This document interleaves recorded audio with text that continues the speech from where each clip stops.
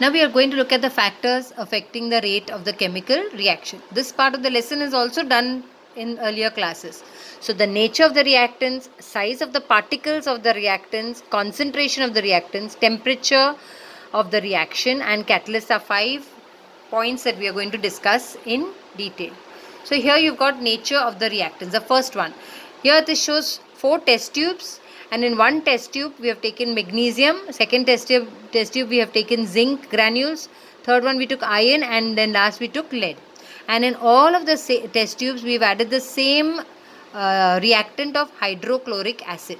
So when I've added hydrochloric acid here, you will find that in magnesium reaction is happening very fast and bubbles are given out of hydrogen gas. In zinc also reaction is taking place, but not as fast as in the magnesium. In iron it's a slightly slower. You will see some activity happening and some gas given out, but it will be very slow. And with lead it's the slowest. So you can see that the same acid HCl was added in all the 4 test tubes, but magnesium reacted the fastest, whereas lead reacted the slowest. This is just the nature of that metal. All of them gave the same product, gave out hydrogen gas, but zinc and magnesium gave it out the fastest and lead gave it out the slowest. Therefore, we can say that the nature of a reactant affects the rate of a reaction. Second quality is size of the particle of the reactant. So suppose if this is the particle of a reactant and I crush it, I break it into 2, and then from 2 I made it 4, and so on so forth.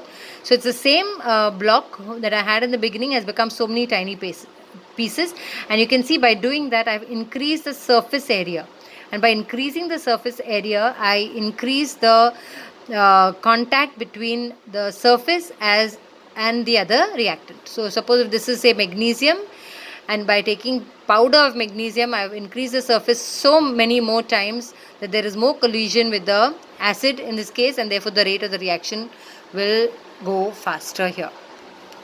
The third point is concentration of the reactants.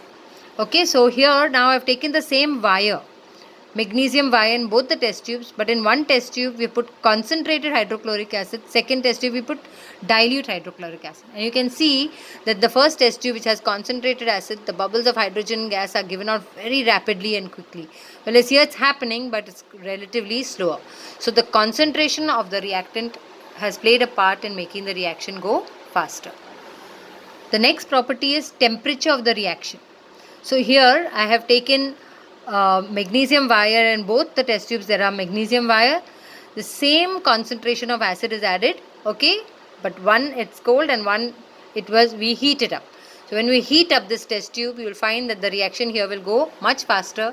Again, metal and acid will always give out hydrogen gas. Here you can see the bubbles of hydrogen gas are rapidly being given out. Here it's happening, it's a bit slow. So temperature too plays a very important role in speeding up the reaction. The last point that we are going to see is catalyst. We all know that catalyst is a substance that simply speeds up the reaction without actually taking part in the reaction. We have done this before. So here you've got a test tube set up over here, and you've got potassium chlorate. 8th standard you have done this. When potassium chlorate is heated, it generally decomposes. So one reactant gives out 2 products, and the 2 products are potassium chloride here and oxygen gas. So this process would have taken very long, okay, had manganese dioxide not been added. So if we add manganese dioxide, the process will go very quickly and liberation of oxygen is done fast. So here you need to know the definition: a substance whose presence increases the rate of the chemical reaction without causing any chemical change to it. So it does not take, manganese dioxide is a catalyst but doesn't take part in the reaction.